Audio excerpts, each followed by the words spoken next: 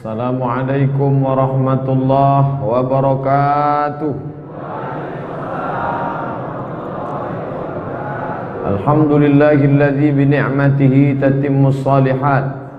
Wassalatu wassalamu ala sayyidis sadati wa ala alihi wa ashabihi ahlil fadaili wal karamat. Subhanaka la ilma lana illa ma 'allamtana innaka antal alimul hakim. Rabbi shrah li sadri wa yassir li amri wa hlul 'uqdatam min lisani yafqahu qawli. Alim ulama, cerdik pandai, tokoh masyarakat, hadirin hadirat, muslimin muslimat, yang besar tak dihimbau gelar, yang kecil tak disebut nama. Insyaallah kita semua dimuliakan Allah Subhanahu wa taala. Amin ya rabbal alamin. Ada seorang laki-laki bernama Abdus Syams. Abdu hamba, Syams matahari. Ada laki-laki bernama Abdul Muttalib. Abdu hamba, Muttalib nama orang. Abdul Muttalib hamba si Muttalib. Ada laki-laki nama Abdul Ka'bah. Abdu hamba, Ka'bah, Ka'bah. Abdul Ka'bah hamba Ka'bah. Ini tiga-tiga ini nama orang jahiliyah. Abdul Muttalib hamba budak sahaya Muttalib. Abdul Ka'bah hamba Ka'bah. Abdul Syams hamba matahari.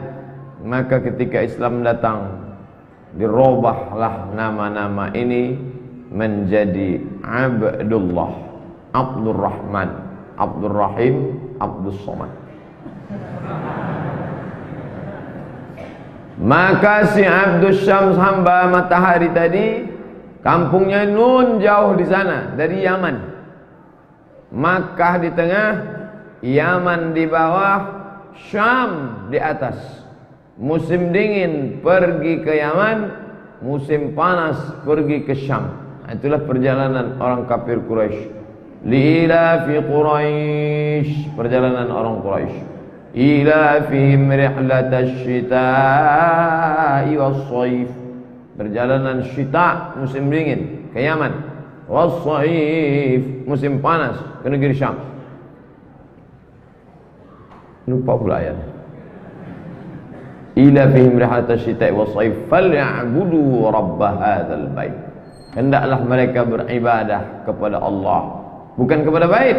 Rabb hadzal bait, Rabb pemilik, pencipta, pemberi rezeki, pelindung. Rabb hadzal bait. Falya'budu rabb hadzal bait. Siapa dia? Allazi at'amahum min ju', yang memberikan makan ketika mereka lapar. Wa amanahum min khauf, dan memberikan rasa aman ketika takut. Zahir batin, usus zahir, maka mesti diisi dengan zahir. Usus yang lapar mesti diisi dengan zahir, dikasih dia makan. Nasi uduk, ayam penyet, ayam pop, ayam patah, ayam sungsang, ayam mati. Tapi rasa takut tak bisa diisi dengan makanan. Rasa takut, rasa cemas, rasa ngeri, itu tak bisa diisi dengan makanan. Diisi dengan keyakinan kepada Allah Subhanahu wa ta'ala. Maka kalau kau ada rasa lapar, makanlah. Tapi kalau kau rasa takut, jangan makan. Karena kalau kau takut, makan, takutmu tak hilang. Falyabudu rabb hadzal bait, beribadah kepada Allah. Lalu kemudian siapa dia? Allazi at'amahum min ju'. Kalau kau lapar, zahir, tampak makanan, dia yang ngasih. Wa amanahum min khauf. Kalau kau cemas, kau takut, kau sedih, kau galau, kau gundah gulana, Allah Subhanahu wa ta'ala. Maka yang paling besar matahari. Falamma ra'a asy-syamsa bazighatan qala hadza rabbi. Ketika menengok matahari terbit, dia berkata, inilah Tuhanku. Hadza akbar, ini yang paling besar. Bintang kecil, matahari paling besar. Inilah Tuhanku yang menghidupkan aku, yang memberi aku makan. Maka diberi nama Abdus Syams, hamba matahari. Datanglah dia ke kota Al-Madinah Al-Munawwarah tahun ke-7 Hijrah. Akhir sesudah Nabi mau meninggal. Lalu kemudian masuk Islam, bersyahadat di hadapan Nabi, dirubah Nabi namanya menjadi Abdurrahman. Nama ayahnya Sokhar, nama kampungnya Daus di Yaman. Nama lengkapnya Abdurrahman bin Sokhar Ad-Dausi Al-Yamani. Tahun 7 masuk Islam, tahun 8, tahun 9, tahun 10, tahun 11, lebih kurang 3 tahun saja bersahabat. Sama-sama makan sama Nabi, sama-sama perang sama Nabi, sama-sama sholat sama Nabi, sama-sama tahajud sama-sama Nabi, sama-sama berjalan sama Nabi. Dan akhirnya perpisahan itu tiba, maka dia pun berpisah dengan Nabi Muhammad sallallahu alaihi wasallam. Tapi dalam 3 tahun hidupnya pernah dia bersama dengan Nabi. Kita jauh jarak kita dengan Nabi 1438 tahun yang lalu. Tak bisa kita dengan Nabi. Paling-paling ziarah ke depan makam Nabi. Tapi Nabi berjanji, al-ibadatu fil haraj. Siapa yang istiqamah beribadah pada saat banyak fitnah, banyak perang, banyak pembunuhan, kahijratin ilayya, dia sama seperti hijrah kepadaku, sama seperti mereka yang datang ke kota Al-Madinah Al-Munawwarah ketika aku masih hidup, sama dengan Abu Hurairah yang datang kepadaku hijrah. Mudah-mudahan kita semua sama di hadapan Allah bersama para sahabat insyaallah. Amin ya rabbal alamin. Lalu ketika dia masuk Islam, dekat dia dengan Nabi, suka pula membawa kucing. Dipanggil Nabi dia, ya Abahir. Hir artinya kucing. Ya Abahir. Maka dipanggil orang dia, Hir kucing. Kalau anak kucing kecil, Hurairah. Maka dipanggil orang Pak kucing. Oh, kalau gitu ngejek Pak Ustaz. Enggak. Kalau ada orang berkumis dipanggil Pak Kumis. Ada orang berjanggut Pak Janggut. Ada orang gemuk Pak Gapuk. Ada orang kurus Pak Kurui. Nah, itu Pak di situ bukan berarti ayah. Jangan dipahami Abu Hurairah ayah kucing. Bukan. Maksudnya siapa yang selalu bawa kucing dipanggil dengan Pak Kucing. Kalau kulitnya hitam, Pak Hitam.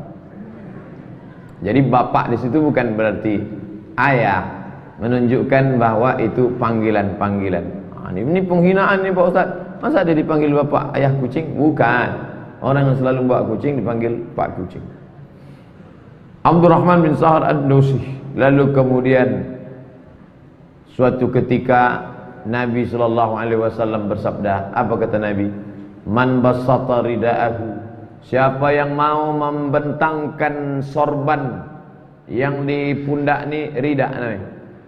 Saya tak pakai rida, biasa saya pakai. Siapa yang mau membentangkan sorban yang ada di tengkuk ini, diletakkannya di atas pasir, hatta ulqi maqalati hadha, sampai aku menyampaikan hadis ini, maka dia tidak akan lupa apa yang dia dengar dari aku untuk selamanya. Siapa yang mau membentangkan sorbannya ke atas pasir, duduk aku di atasnya, kata Nabi.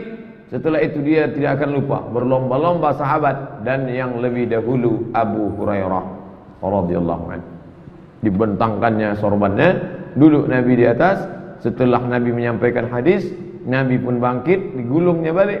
Maka sejak itu kata Abu Hurairah mengaku, aku tak pernah lupa apa yang aku dengar dari Nabi Muhammad sallallahu alaihi wasallam. Itulah mengapa di antara para sahabat Nabi, dia yang paling banyak hafalan hadis, 5.374 hadis. 5.374 hadis. Ini dipermasalahkan oleh sebagian orang otak-otak bekudis dari kalangan sepilis. Mana mungkin orang bisa 3 tahun bersahabat dengan Nabi, hafal 5.374 hadis. Sedangkan Abu Hurairah berkawan sama Nabi di Makkah 13 tahun, di Madinah 10 tahun, 23 tahun, tak sampai 200 hadisnya. 23 tahun berkawan sama Nabi, tak sampai 200 hadisnya. Tiba-tiba ini cuma 3 tahun, bisa 5.374. Kok bisa begitu? Saya kasih ilustrasi. Saya punya tetangga, ya, dia berkawan sama saya sejak kami main patuk lele.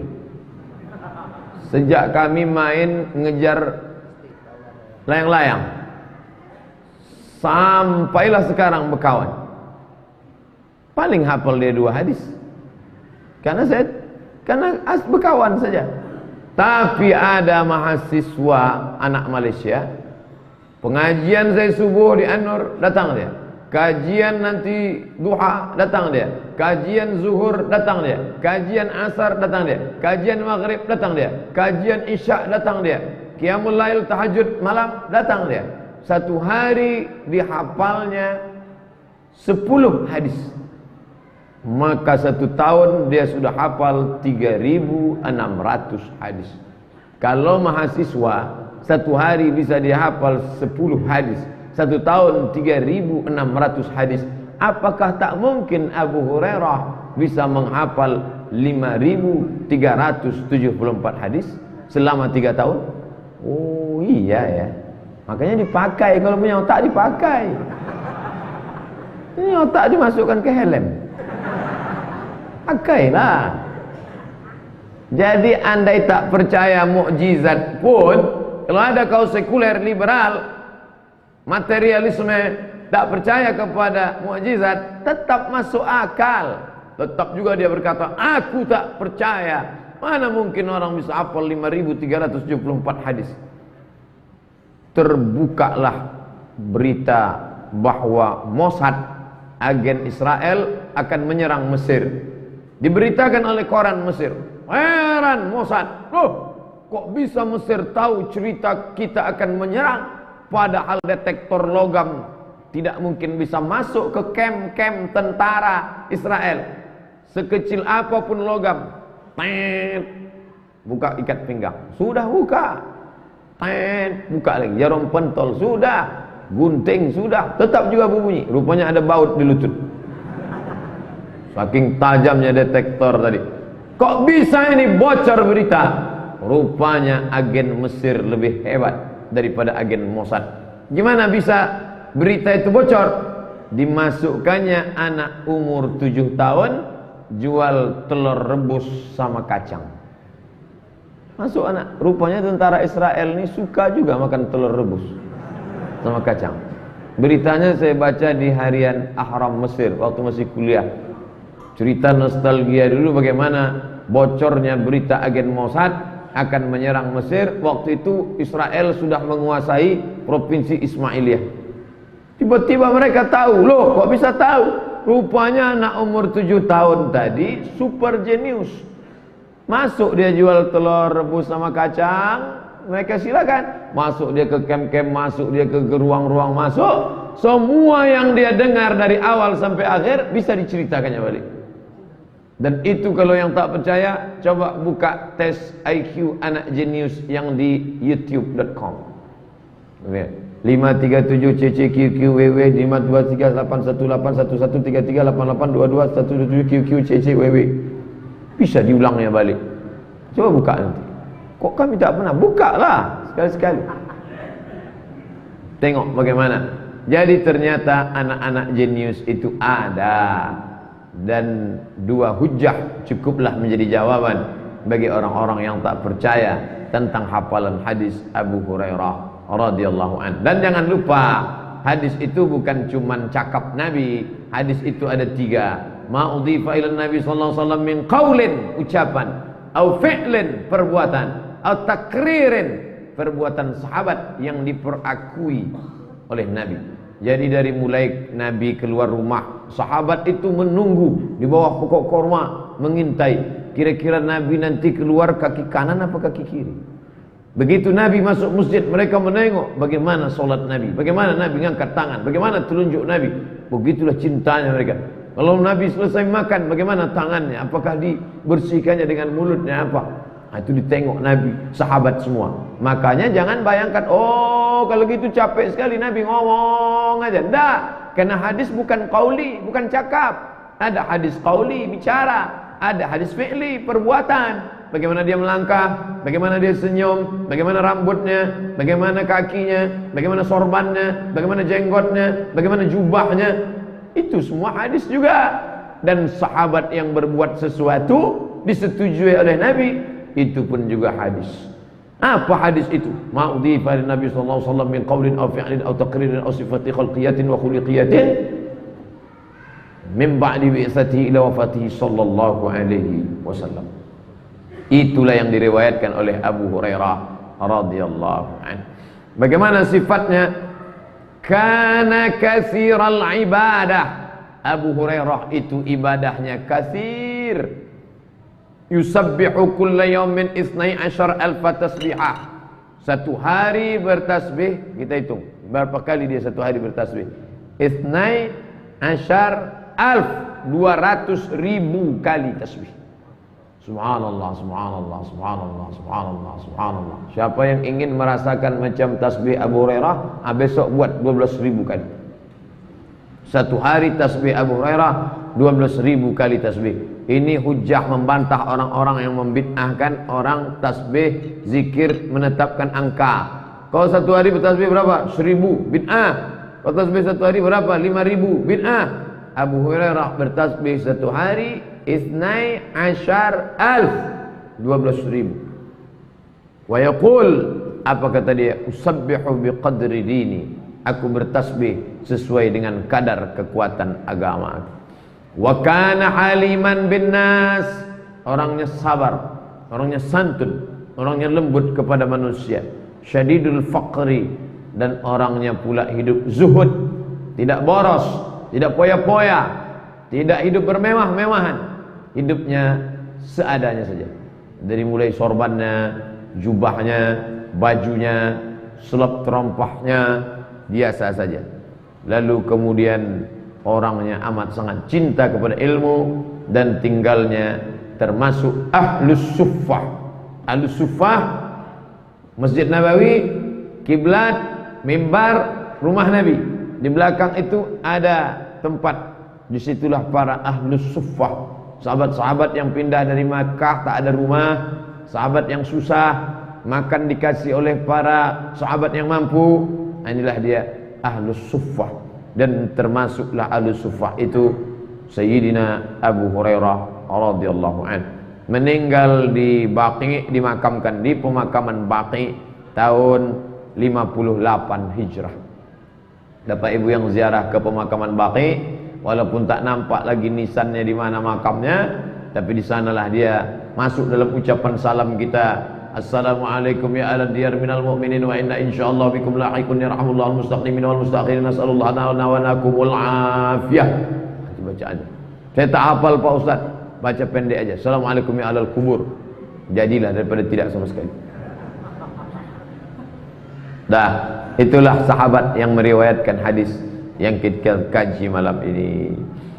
An Abi Hurairah Abdurrahman bin Sakhar.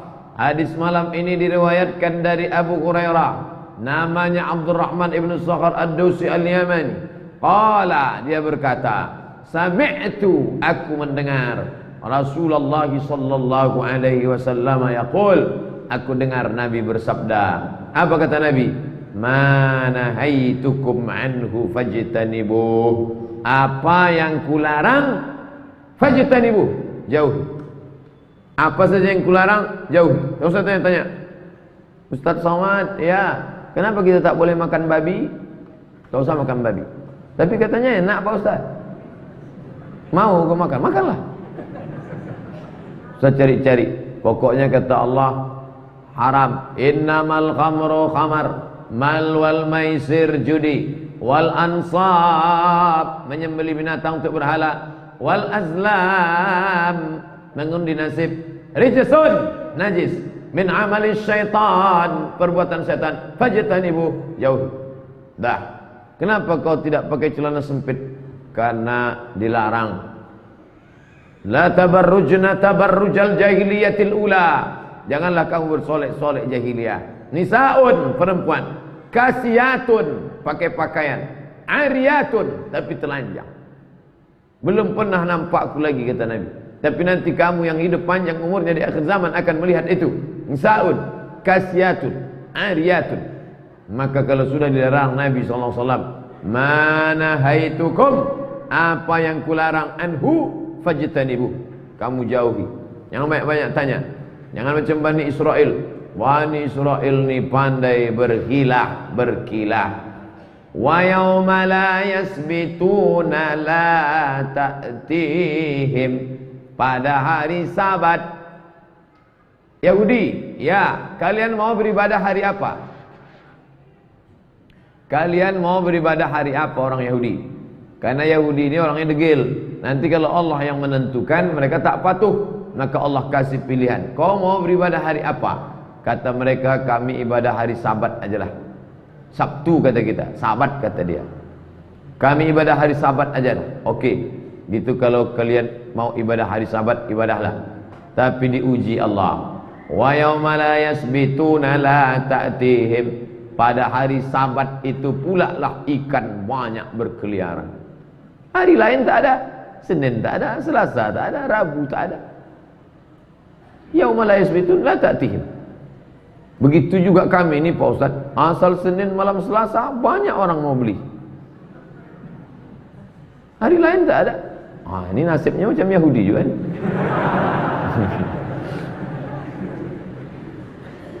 Jadi kalau sudah dilarang, hari Sabtu kalian jangan nangkap ikan.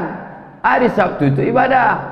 Berkilahlah otak Yahudi tadi. Gimana caranya? Digalinya lubang kolam di dekat pantai. Gali pagi hari Ahad itu, sebelum pergi beribadah kepada Tuhan, digalinya lubang dekat pantai. Habis itu dia pergi. Dan tu datang air pasang. Pas datang air pasang, naik ikan pun masuk ke kolam. Datanglah Nabi Yahudi mengecam, mencela. Kenapa kalian menangkap ikan? Allah kan sudah janji hari Sabtu supaya beribadah. Kenapa kalian nangkap ikan? Apa kata mereka? Kami tak ada nangkap ikan. Ikan tu masuk sendiri ke dalam. Mana ada kan? Kami cuma gali tadi pagi. Pasti air pasang masuk dia ke dalam. Nanti pas sore, ini. Jadi kalau ada yang model begini, ini otak-otak Yahudi.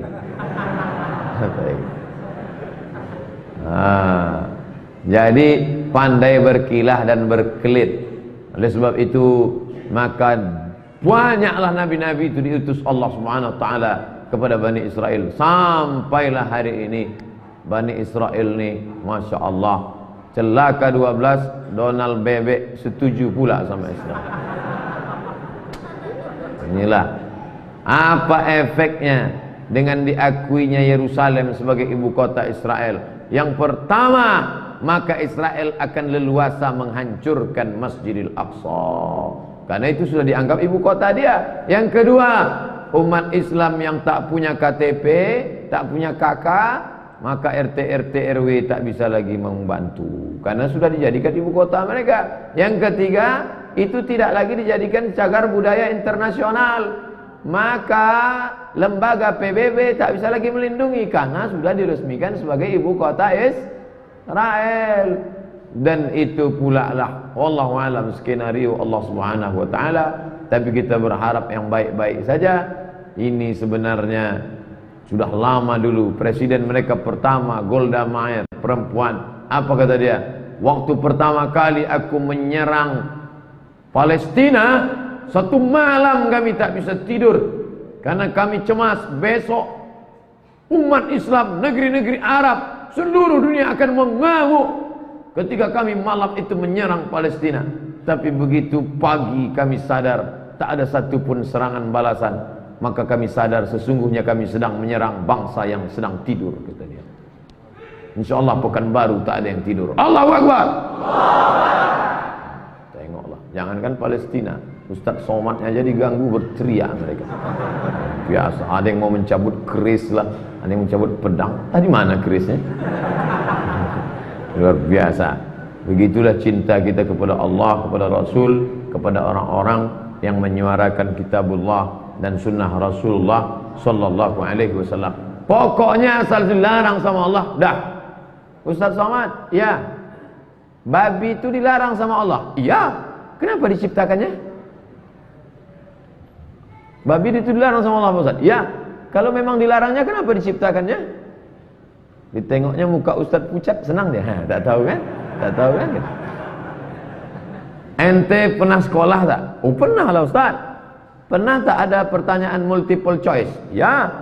Presiden Amerika. 1. Presiden Soekarno.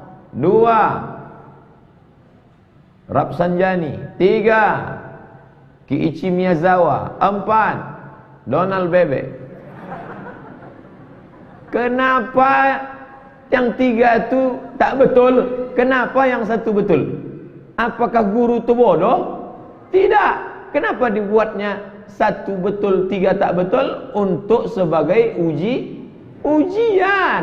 Begitu juga dengan ini. Diciptakannya anjing, diciptakannya babi, diciptakannya kambing. Kau pilih mana? Bukan dia tak tahu. Oh begitu Ustaz. Iya. Oleh sebab itu maka afala ta'qilun. Kenapa kau tak berakal? Afala tatafakkarun. Mengapa kau tak berpikir? Dan mukjizat luar biasa. Kambing anaknya 2, 3. Sedangkan babi anaknya 13. Itu maka angka 13 itu angka sial. Kenapa angka 13 itu angka sial? Karena maaf cakap puting susu babi cuma 12. Yang ke-13 itu tak tahu mau menyusu kemana. Itu maka disebutnya angka sial. Jadi sial bin goblok orang Islam yang tak mau tinggal di hotel lantai 13, yang tak mau masuk kamar nomor 13. Kenapa? Angka sial. Dia dianggapnya dirinya babi. Itu khurafat itu takhayul. Takhayul ambil dari kata khayal. Takhayul, berkhayal-khayal, berhalusinasi. Setan punya kerja. Itu tidak betul. Babi anaknya 13, kambing anaknya 23. Tapi yang paling banyak dihabisi kambing. Lahir anak akikah, yang dipotong kambing apa babi? Kambing. Ketika hari raya kurban, yang dipotong babi apa kambing? Kambing. Nikah anak, kambing juga kena potong. Kemarin saya ceramah di Malaysia, datang pengurus masjid Kampung Baru. Ustaz Somad, kami dah potong kambing. Takkan dipotongkan mereka babi? Akikah kambing, walimah kambing. Orang-orang kaya makan kambing. Kalau kita dulu di kampung ayam, itu pun motong ayam tu 2 gendang. Kalau tak kita sakit, ayam tu sakit.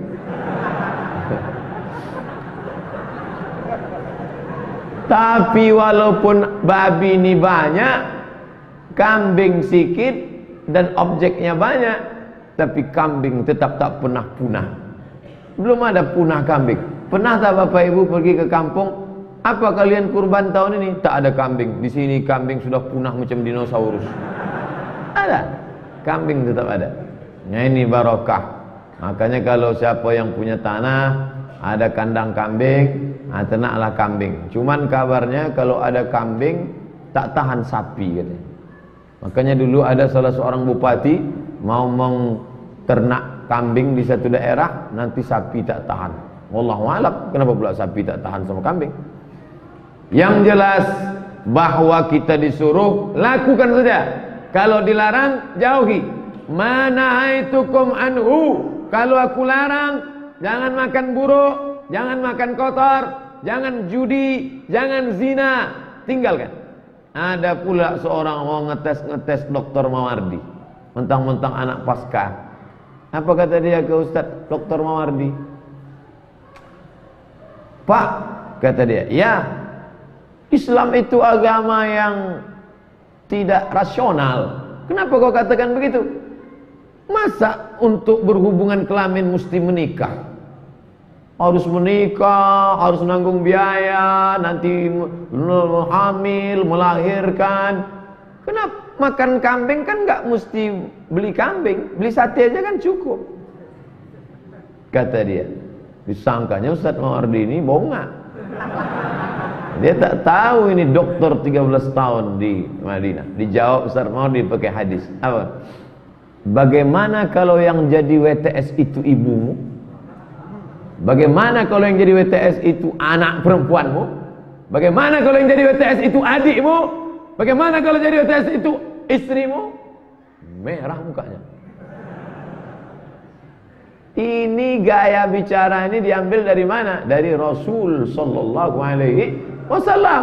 Dulu ada juga orang musyrik jahiliyah mau ngetes Nabi. Dia katakan, ya Rasulullah, ya, aku mau masuk Islam, ya, izinkan aku berzina. Sahabat sudah siap pancung. Pancung nih Rasulullah. Kalau tak pancung atas, pancung bawah menjadilah. Tak betul ini katanya. Lalu kemudian kata Rasulullah, tenang, calling down, tenang kalian. Lalu Nabi ingin mengajak orang yang pakai otak, diajak dia pakai otak. Tapi kalau orang pakai otot, baru dikajar dia pakai otot. Diajak dia pakai otak. Bagaimana kalau orang berzina dengan ibumu? Bagaimana kalau orang berzina dengan adikmu? Bagaimana kalau orang berzina dengan kakakmu? Terdiam dia. Ternyata orang ketika ke orang lain, baru dia anggap objek. Padahal dia punya perempuan yang dekat-dekat dengan dirinya. Ibunya, adiknya, kakaknya, istrinya, bahkan dia punya anak perempuan. Maka saya sampaikan di lokal, di kelas, kalian jangan ganggu-ganggu itu mahasiswi-mahasiswi itu. Mereka itu adik kalian, mereka itu kakak kalian. Bagaimana kalau kakak kalian diganggu? Bagaimana kalau adik kalian diganggu?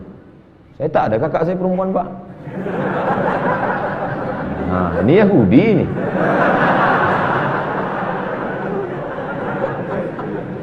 Banyak orang Yahudi sekarang dah di Pekanbaru. Mana haitukum anhu fajtanibu. Apa saja yang kularang, jauhi. Jangan kau coba-coba. Jangan kau ingin mengetes-ngetes. Pokoknya sudah kularang. Ustaz Somad, ini kan bukan untuk mabuk, ini untuk menghangatkan badan aja.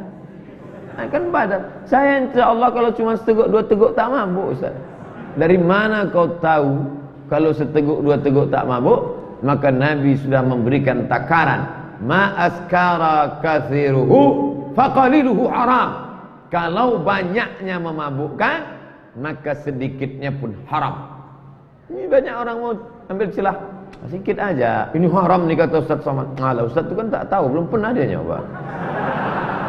Ini untuk ngangat-ngangatkan badan musim dingin aja. Ini kan hujan nih sekarang. Gak apa-apa. Begitu diminum satu teguk, mabuk 3 hari. Baru dia tahu.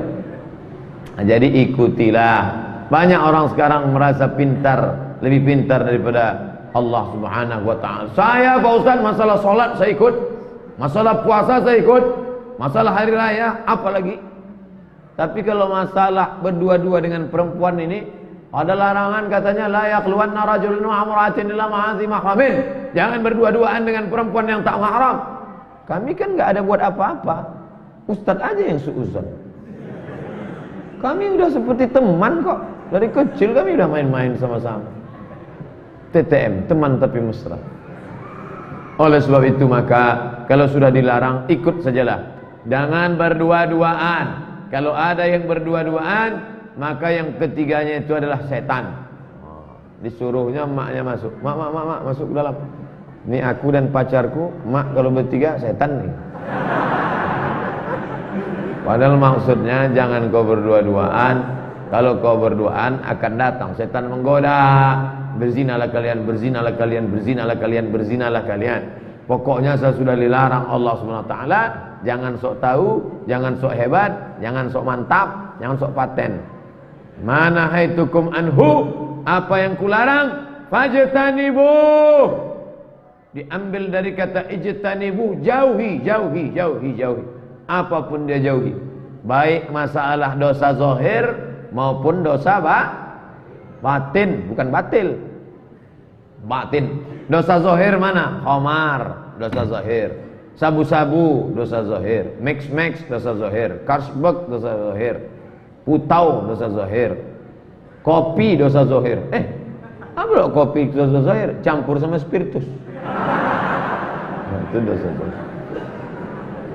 WTS dosa zahir, PSK dosa zahir, perempuan tak menutup aurat dosa zahir. Itu yang nampak.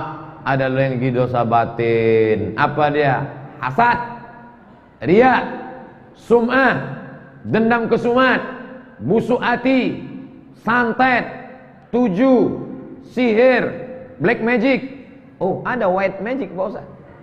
Pokoknya asal magic black semuanya. Tak ada magic syariah. Oleh sebab itu maka kalau sudah kularang kamu semua, kalian jauhi baik yang zahir maupun yang batin. Zahiran wa batinan, qawlan wa fi'lan, sirran wa alaniyatan, ya ghafurur rahim. Ampunkan aku ya Allah. Wa ma nahaitukum anhu, ma nahaitukum anhu fajtanibu, jauhilah.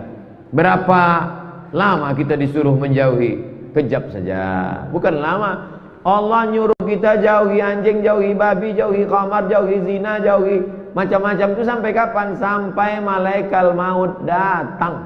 Itu aja. Bukan lama. Saya tak sabar Pak Ustaz. Amin taklah cepat dia datang. Asal udah datang malaikat maut, maka tersenyumlah engkau karena kau sudah selamat. Itulah mengapa ketika dibuka wajah penutup wajah jamaah masjid Raya Senapelan senyum. Kenapa orang jamaah masjid Senapelan itu kalau dibuka wajahnya tersenyum? Karena dia sudah selamat dari yang dilarang-larang Allah SWT. Banyak yang takut mengaminkan. Nanti aminkan mati pula. Apa pula takut mati? Hidup dan mati adalah pasangan dua mata uang. Kalau cuma ada hidup tak mati, mana laku duit? Pasangan hidup mati, pasangan ganteng jelek, pasangan cantik lapu. Maka siap cantik, siap keriput, siap ganteng, siap tua, siap muda perkasa, siap lumpuh. Maka siap hidup juga siap mati. Jangan takut mati. Tapi jangan pula gara-gara kita udah jangan takut mati, balik dari sini tak ada nengok lampu merah lagi. Prit. Kenapa kau tak tengok lampu merah? Kata Ustaz Somad, kalau tak mati Pak Polisi. Sasek Ustaz Wang. Mana itukum anhu, apa yang kularang, fajtanibu, jauhilah. Suuzon jauhi, suuzon jauhi. Kalau kita ragu betul, tanya dia, tanya baik-baik, dekat-dekat. Ustaz, ya, aku takut suuzon. Ada yang mau kutanya nih Pak Ustaz ya. Apa namanya? Ustaz, kenapa gondrong? Oh gitulah, jangan tulis di WA. Jangan tulis. Saya mau pergi umroh, nanti habis tahallul baru gundul habis. Masa bayar 15 rial rambut pendek? Rugilah. Kalau panjang kan terasa dia kerja.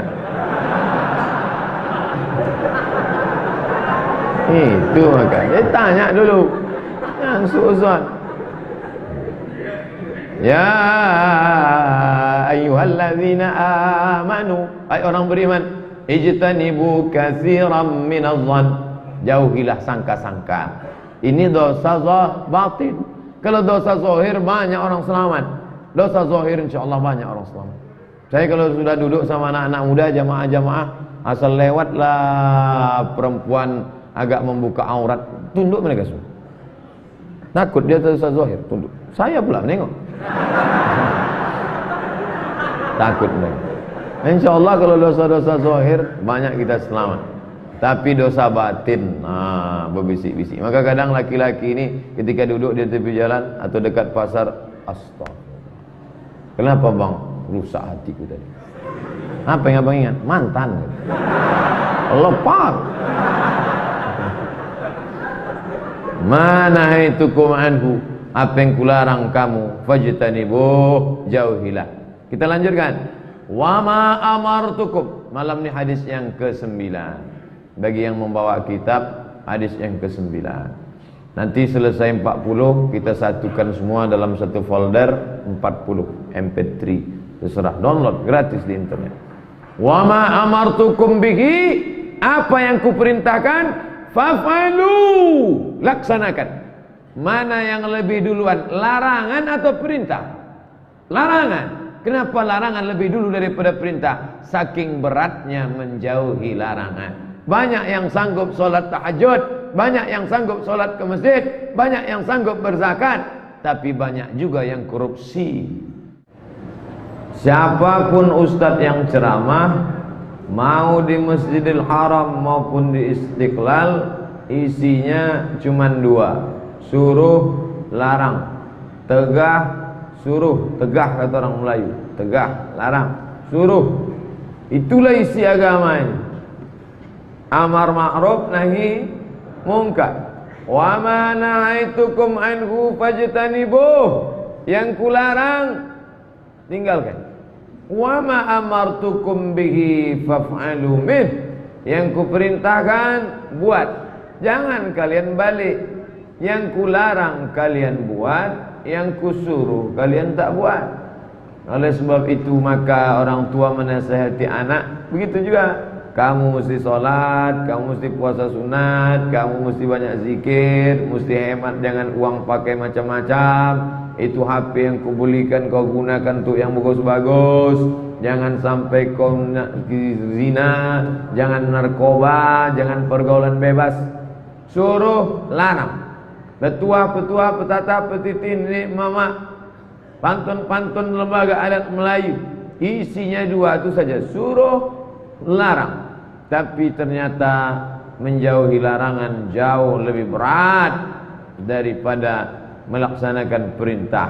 Makanya ada istilah STMJ, sholat terus maksiat jalan. Suruh sholat, sholat ya. Disuruh puasa, rajin puasa sunat, tapi maksiat jalan terus. Maka ditekankan dalam hadis ini, apa yang kularang jauhi, apa yang kusuruh faf'alu minhu, laksanakan. Mastata'tum, ma istata'tum, semampu kamu. Ini hadis bermasalah. Ada orang belajar hadis, dibacanya terjemah, apa yang aku perintahkan kepada kamu, laksanakanlah semampu kamu. Patutlah dia sholat maghrib aja. Kok kenapa tak pernah subuh ke masjid? Ini dalilnya Pak Ustaz. Apa yang kuperintahkan, laksanakanlah semampu kamu. Kebetulan aku baru mampu maghrib aja. Makna mastata'tum di sini artinya sesuai kemampuan kamu yang sudah ditetapkan Allah dalam hukum taklifi syar'i. Perintahnya kuat, wajib. Perintahnya kurang kuat, sunnat. Di atas sunat, di bawah wajib. Sunat muakkad, kurban, sunat muakkad, akikah, sunat muakkad. Nah, ini sunat muakkad. Oleh sebab itu maka dalam beragama ini mesti jangan dipahami tekstual, diterjemahkan ke bahasa Indonesia. Apa yang kuperintahkan, maka laksanakanlah semampu kamu. Kok kenapa belum pakai jilbab? Saya mampunya baru pakai rok aja Pak Ustaz. Ini dalilnya. Ngaji. Masalah ustadznya ganti-ganti. Imam Tabrani gurunya 3.500 orang. Jangan. Balik Bapak Ibu, adik-adik dari sini, ambil pensil, ambil kertas, tolong hitung guru dari TK sampai sekarang berapa orang. Guru-guru kita di Pekanbaru ini berapa? Ustadz Mardi Muhammad Saleh, Ustadz Dr. Mustafa Umar, Ustadz Dr. Saidul Amin, Ustadz Dr. Helmi Basri, Ustadz Dr. Itu yang dokter-dokternya aja dulu kita itu. Habis itu baru yang lagi cemas. Ada tak sampai 50 orang? Saya rasa tak sampai. Saya Ustadz Somad, semua Ustadz MD itu pernah saya dengar ceramahnya 1000. Ditambah Ustadz Ikmi 600, 1600. Tambah lagi Ustadz Ittihadul Muballighin, tambah Ustadz Ikadi, tambah Ustadz Muhammadiyah, tambah banyak Ustadz-Ustadz kita. Maka tidak kekurangan Ustadz di Pekanbaru. Siapa saja penceramahnya, apapun judul kajiannya, datang, duduk, dengar, diam. Isi ceramahnya itu cuma 2, suruh, larang. Yang suruh buat, yang larang tinggalkan. Nah, ini pesan Nabi SAW. Mastata'tum, semampu kamu. Semampu kamu menurut beban hukum syar'i. La yukallifullahu nafsan illa wus'aha. Yang tak bisa pakai air, jangan bersedih hati tayamum. Aku sedihlah hatiku tayamum nih Pak Ustadz. Salatmu sah, tapi rasanya kok tak sah. Ibadah itu bukan pakai rasa. Yang pakai rasa itu teh manis. Ibadah itu pakai hukum. Asal menurut hukum sudah sah, sah. Jangan pakai rasa-rasa. Pakailah hukum. Karena dalamnya ada rukun, ada syarat, ada wajib, ada sunat, ada makruh, ada mubah. Perintahnya kuat, wajib. Larangannya kuat, haram. Larangannya tak kuat, makruh. Perintahnya kuat, wajib. Perintahnya kurang kuat, sunat. Tak disuruh, tak dilarang, mubah. Mastata'tum, semampu kamu. Allah tak pernah bebani kamu lebih daripada kemampuan kamu. Fa innama ahlakal ladzina min qablikum, orang-orang sebelum kamu dulu banyak dibinasakan Allah Ta'ala. Kenapa? Kasratu masailihim, karena banyak-banyak tanya. Ya, sikit-sikit tanya, sikit-sikit tanya, tapi beramal tidak. Gara-gara banyak tanya, Musa, tolonglah kau tanya Tuhan, kira-kira yang dia mau itu potong lembu warna apa? Cari dulu lembu warna kuning. Kuningnya kuning tua apa kuning muda? Kuning yang sejuk dipandang mata. Sapinya sudah pernah dipakai membajak sawah apa belum? Yang belum pernah dipakai membajak sawah. Umur sapinya umur berapa? Akhirnya perintah tadi semakin berat. Padahal semestinya innallaha ya'murukum an tadhbahu baqarah. Allah memerintahkan kamu sembelihlah seekor sapi. Cukup. Tapi karena pertanyaan, maka muncullah sapinya harus berwarna kuning. Baqaratun safra tasurrun nazirin. Kuning dan enak ditengok mata.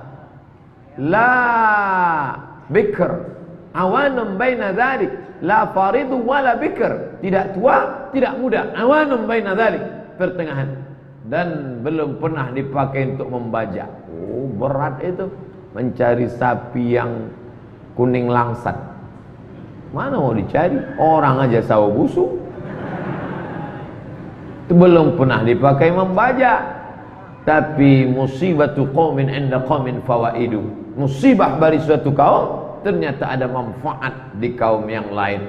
Bagi Bani Israel musibah harus mencari sapi yang enak dipandang mata, belum dipakai membajak, tak tua tak muda, tapi ada yang mendapat untung dari situ. Siapa? Seorang anak lajang yang berbakti, dilepaskannya lah sapi ke dalam hutan. Dan sampai masanya sapi macam yang dicari Yahudi itulah sapi punya dia, berkat baktinya kepada bundanya, ibunya, emaknya, maka kemudian dibayarlah sapi itu seberat emas. Masya Allah. Tapi jangan dibesarkan sapi macam itu, takkan dicari orang lagi sekarang. Jangan berpikir, jangan mimpi di siang bolong. Intinya adalah apa disuruh Allah buat, apa yang dilarang Allah tinggalkan. Ustaz Somad, ya, mengusap kepala itu yang mana Pak Ustaz? Kalau menurut mazhab Syafi'i sikit aja cukup.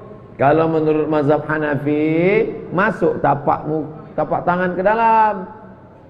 Kalau menurut mazhab Maliki kau sapu dari muka ke belakang, maju lagi muka nyambung ke telinga. Oh, tapi katanya Ustaz 3 helai cukup. Sebahagian, bukan semua, sebahagian mazhab Syafi'i ada yang berpendapat 3 helai aja cukup, kata dia. Itu mana mungkin 3 helai? Basah tangan sikit aja, cukup. Atau ubun-ubun aja cukup sikit. Katanya 3 helai Pak Ustaz. Kalau kau mau 3 helai juga, Ustaz 3. Yang 3 helai itu Pak Ustaz dari pangkal ke ujung atau boleh dari tengah? Kan ini mencari-cari masalah. Mana pula? Saya mau tanya Bapak Ibu, yang 40 tahun, yang 50 tahun, yang 20 tahun, siapalah yang pernah berwuduk 3 helai? 1. Itu kan mencari-cari pasal. Pokoknya amalkan aja. Mau pakai Hanafi silakan, pakai Syafi'i silakan, pakai Maliki. Ustaz Somad, bismillah itu gimana? Mazhab Syafi'i jahar. Imam kita tadi jahar tuh, bismillahirrahmanirrahim. Kalau Hambali sir. Kalau Maliki tak pakai bismillah sama sekali. Sirnya gimana Ustaz? Agak terdengar sedikit tak ke mikrofon? Janganlah terlalu detail. Pokoknya mengkaji, sudah dikaji, dah amalkan. Kita ini mengaji untuk sebagai amal. Tadi ada mahasiswa nanya saya, Ustadz, apa bedanya ilmu dengan thaqafah? Kalau berubah menjadi amal, itu namanya ilmu. Kalau tidak jadi amal, sekedar pengetahuan saja, itu namanya thaqafah. Pengetahuan, information. Makanya Syekh Ali Jum'ah tidak setuju kalau ilmu diterjemahkan dengan knowledge. Knowledge itu. Knowledge. Itu kata dia bukan ilmu. Karena ilmu dalam Islam, semua yang berubah menjadi amal, itu ilmu. Maka kalau ada orang suka pengajian, tahu Hanafi, tahu Maliki, tahu Syafi'i, tahu Hambali, tahu Zahiri, tahu semua. Solat menurut etimologi, solat menurut terminologi, solat menurut mazhab Syafi'i, solat menurut Imam Ibn Taimiyah, solat menurut Syekh Ibn Aziz bin Baz, solat menurut Syekh Ibn Utsaimin, solat, paham semua. Tapi maksudnya kau solat? Enggak. Nah, itu namanya thaqafah. Sekedar pengetahuan saja. Jangan lupa, orang di barat sana mengkaji Islam. Dibukalah fakultas namanya Islamic Studies. Islamic Studies, mengkaji Islam, bahkan mengkaji Middle East, Timur Tengah in Islamic Studies. Snoop Horgrons dari Belanda, itu termasuk alumni Islamic Studies dari Leiden University. Hebat mereka. Arend van Wensing, Arend Jan Wensing, itu orientalis.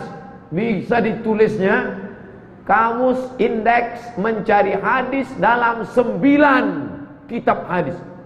Bapak Ibu kalau bingung mencari hadis dalam 9 kitab, cukup buka buku si orientalis.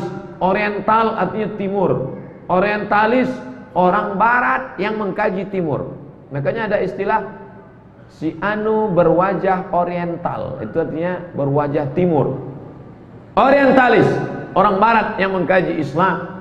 Setelah dikajinya, dicarinya kelemahan-kelemahan, ada yang dapat hidayah masuk Islam, namanya Martin Links, masuk Islam.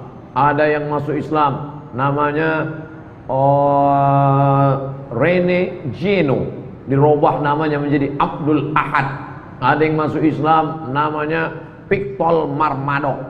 Ada yang masuk Islam lagi, namanya Chad Stephen. Itu tidak orientalis tapi artis. Ada lagi yang masuk Islam, tapi ada pula yang memuji-muji Islam tapi tak masuk Islam. Annie Mary Schimmel, perempuan. Ditulisnya di batu nisan, Al-insan matu, manusia itu mati. Faiza al-insan matu, manusia itu sebenarnya mati, kata dia. Wa idza matu intabahu, ketika mereka mati barulah mereka hidup. Kita ini sebetulnya kata dia mati semua. Tapi ketika nanti kita mati meninggalkan dunia, barulah kita hidup. Barulah kita sadar bahwa kita ini sudah di mana dan membawa apa. Ternyata rumah yang besar tinggal, kendaraan yang megah mewah tinggal, anak istri. Barulah sadar, oh rupanya aku selama ini hanya bermimpi saja dan sekarang. Nah, jadi percaya dia tentang akhirat. Tapi pas ditanya, apakah kau bersyahadat? Tak pernah ditampakkannya syahadatnya depan orang banyak. Mungkin dia takut kecaman, takut dipersekusi, takut macam-macam. Tapi yang jelas kita bersyahadat di hadapan Allah, asyhadu an la ilaha illallah wa asyhadu anna Muhammadan Rasulullah. Nah, maka kalau cerita masalah perintah dan larangan, asal diperintahkan laksanakan. Yang dilarangnya, tapi kebetulan anak bapak ibu fakultas kedokteran, oh semua perintah-perintah dalam Islam bisa dijelaskannya. Mantap. Kenapa mesti cuci tangan? Karena ada keringat-keringat menyebabkan bakteri, influenza, tifoid, demam. Kenapa mesti potong kuku? Karena ada telur-telur cacing di dalam kuku. Kenapa mesti kumur-kumur gosok gigi? Karena membersihkan.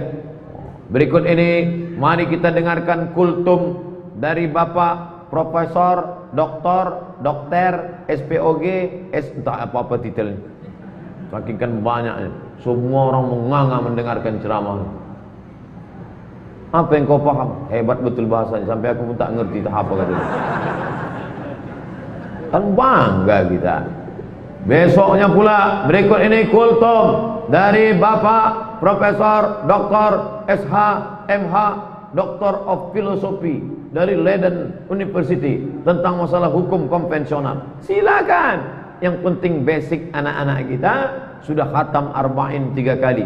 Arba'in kelas 1, arba'in kelas 2, arba'in kelas 3. 33 kali arba'in dia hafal hadis, hafal pula Quran. Anak ibu hafal Quran. Oh, hafal. Dia kemarin kan itu sekolah Islam terpadu. Dia kemarin kan sekolah Islam. Berapa juz hafalnya? Juz 30. Itu program di sana. Maka bangga kita. Nah, jadi kalau Ustaz Somad yang bercerita tentang hikmah-hikmah perintah, mengapa kita memasukkan air ke hidung istinsyak. Saya sedang duduk di lobi hotel. Duduk di sebelah saya ada bapak-bapak sedang cerita berdua. Dari ngomongnya kelihatannya orang umum. Ternyata kata dia, ketika kita sedang beristinsyak, mengambil air masuk ke hidung, itu kita tarik ke atas, maka itu membantu menaikkan oksigen masuk ke otak. Sedangkan jantung ini menyemburkan oksigen ke otak ternyata kurang, karena darah yang disemburkannya beku gara-gara banyak gula. Orang kena diabetes, maka gula membekukan darah. Lemak kolesterol, maka dibantu dengan istinsyak. Sebelum wudhu ambil air, masukkan, bulu-bulu hidung bersih, tidak kena penyakit debu, lalu kemudian naik airnya, membantu yang flu-flu, yang bersin-bersin, yang influenza sehat, keluar dahak-dahaknya, lalu kemudian terbantu naik oksigen ke otak. Kata dia, mereka sedang ngobrol, saya diam aja, pura-pura aja saya tak dengar. Lalu saya nguping juga. Apa maknanya? Oh, ternyata mereka paham. Nah, kenapa Ustaz tak pernah menyampaikan kajian? Berikut ini kajian kita adalah mukjizat-mukjizat ilmiah seputar wudu. Kenapa Ustaz tak pernah sampaikan? Bukan bidang saya. Kalau saya menyampaikan mukjizat wudu menurut ilmu kedokteran, selesai saya ceramah, datang dokter. Kata Pak Dokter, kami pun tak pernah paham tentang itu Pak Ustaz. Man takallama fi ghairi fannihi atabil ajaib. Siapa yang bicara bukan pada bidangnya, ngomongnya ajaib-ajaib, aneh-aneh. Maka saya fokus pada bidang saya saja. Tapi anak-anak Bapak Ibu yang dalam bidang medis, dalam bidang hukum, dalam bidang saintek, silakan. Geologi, ilmu bumi, antropologi, sejarah, budaya, maka dia mau menyampaikan apa hikmah di balik perintah Allah. Ini amat sangat baik untuk menambah pengetahuan. Oh, kalau gitu kami tak boleh banyak-banyak tanya Pak Ustaz. Boleh. Nanya tidak tahu, cari tahu. Boleh. Tapi sudah tahu untuk ngetes-ngetes, untuk nanya-nanya, kita tes dulu Ustaz Somad. Ustaz, gimana tentang alam malakut, alam nasut, alam lahud, alam jabarut? Tak bisa dia jawab. Nampaknya belum putih makrifat. Kulit-kulit kitab aja baru Pak. Ini kita tanya. Oleh sebab itu maka kalau ada orang bertanya mau cari paham, namanya istifham. Istifham, question word, tanda tanya. Istifham diambil dari kata faham. Alif sin ta, cari. Istifham, cari paham. Tak paham, cari paham. Tak tahu, cari tahu. Tak mau tahu, dikasih tahu.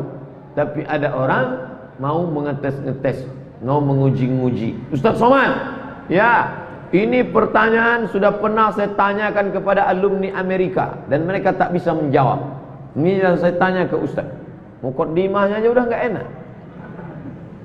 Kalau kita berzikir la ilaha illallah, di mana letak la, di mana letak ilaha, di mana letak Allah, kemana dipukulkan? Oh, mau ngetes-ngetes nih. Saya jawab, begitu saya jawab terdiam dia. Entah dia paham tak tidak, Allahu a'lam. Ditutup hadis ini dengan waqtilafuhum ala anbiya'ihim. Mereka ikhtilaf terhadap nabi-nabi mereka.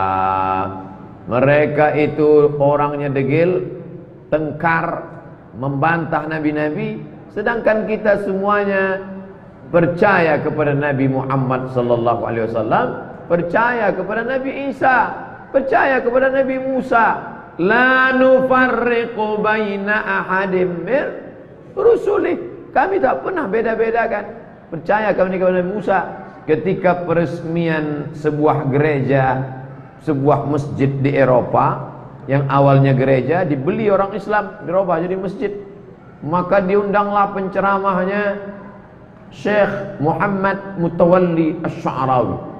Dan acara-acara di Eropa itu yang hadir tidak hanya Muslim, Yahudi, Nasrani, Konghucu, datang semua.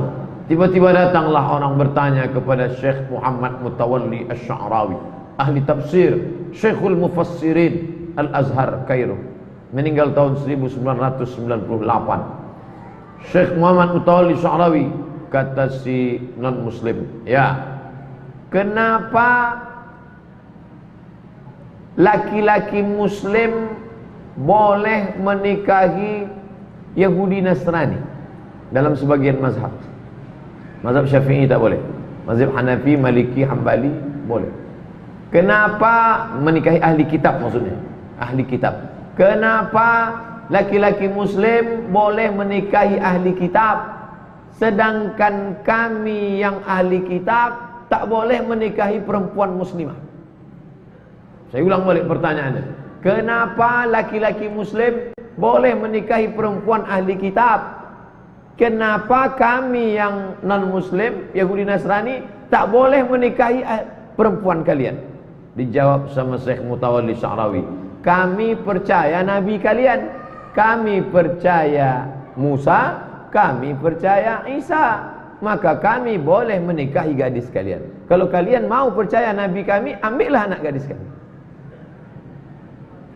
Maksud ucapan Syekh Sya'rawi, kalian silakan nikahi anak gadis kami dengan syarat percaya sama Nabi kami, asyhadu an la ilaha illallah. Atau diam dia. Syekh Sya'rawi mau dia lawan. Apa yang dimuliakan Allah Subhanahu wa taala? Kalau mau tahu banyak tentang Syekh Sya'rawi, tanya Dr. Mustafa Umar. Kenapa? Karena disertasi Dr. S3 beliau tentang tafsir Syekh Muhammad Mutawalli Asy-Sya'rawi. Saya penggemar berat Syekh Sya'rawi. Tengok video ceramahnya di YouTube. Syekh Sya'rawi umurnya 80, tapi kalau memberi ceramah bangkit semangat kita. Syekh Muhammad Mutawalli Asy-Sya'rawi cerdas, tanya jawabnya bernas. Bacalah Al-Fatawa Al-Kubra, fatwa-fatwa Syekh Muhammad Mutawalli Asy-Sya'rawi. Jadi kita tak pernah mempermasalahkan nabi-nabi dan rasul. Kita percaya kepada Adam, Idris, Nuh, Saleh, Ilyas, Ilasa, Zakaria, Musa, Yahya, Isa, Daud, Sulaiman, Ayub, Zulkifli. Kita percaya kepada Musa, kita percaya kepada Isa, kita percaya kepada Muhammad sallallahu alaihi wasallam. Yahudi percaya kepada Musa, tapi tak percaya kepada Isa. Nasrani percaya kepada Isa, tapi tak percaya kepada Muhammad. Sedangkan kita percaya kepada Musa, percaya kepada Isa, dan percaya kepada Muhammad sallallahu alaihi wasallam. Adapun kisah-kisah Israiliyat yang ditempelkan kepada nabi-nabi, maka datanglah Muhammad sallallahu alaihi wasallam membersihkan mereka, membersihkan Allah dari sifat-sifat yang tak layak.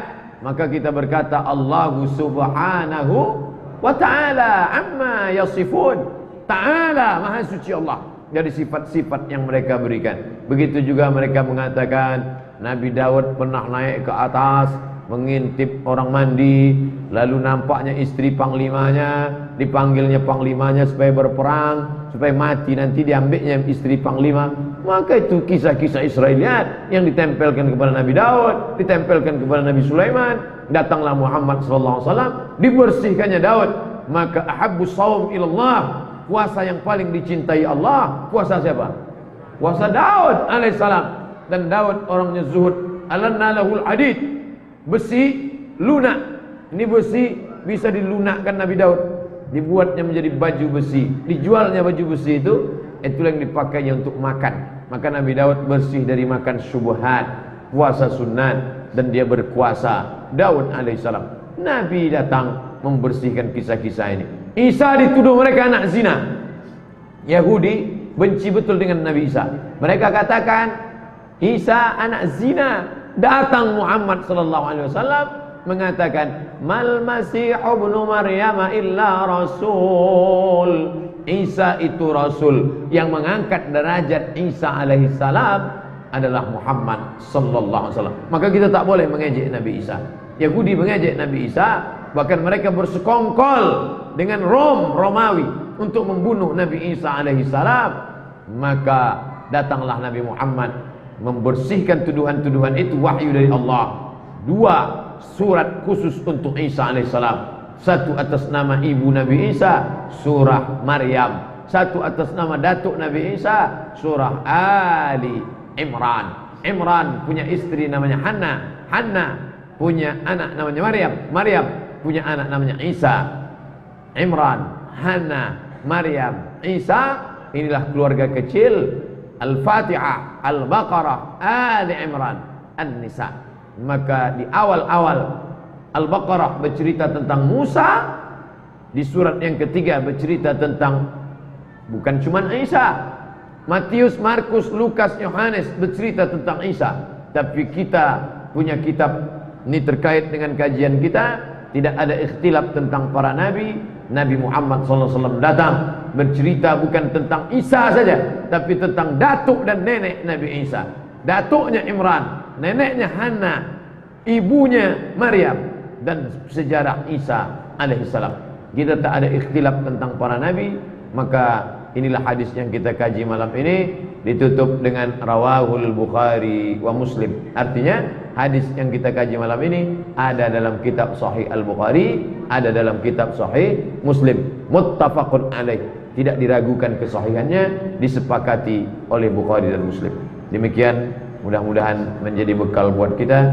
Terima kasih segala perhatian, mohon maaf segala kekhilafan dan kesilapan.